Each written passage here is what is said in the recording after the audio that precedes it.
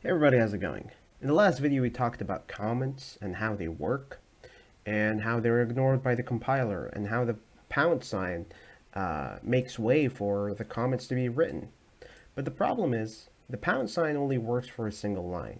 So if you're right underneath it, you see all the colors are not highlighted in gray anymore, and there is this cross sign that says unidentified name.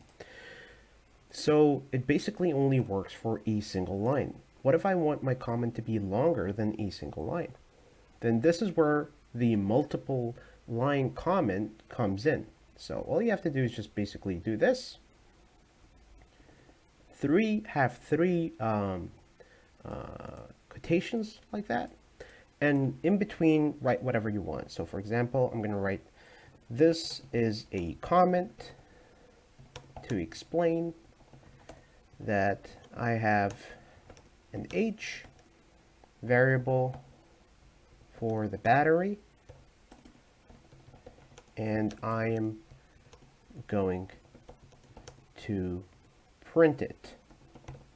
Okay? And it's still the same thing. It does not affect the code whatsoever. It still prints out the 1000. Everything's still the same. The only difference is that now the next person that comes is going to be able to understand your code.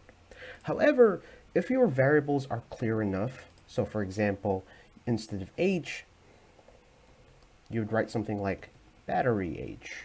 Let's make this battery H. You probably wouldn't need this comment, right? So this indicates the importance of naming your variables in a well enough manner. So that's multi-line for you, and that's the single line comment.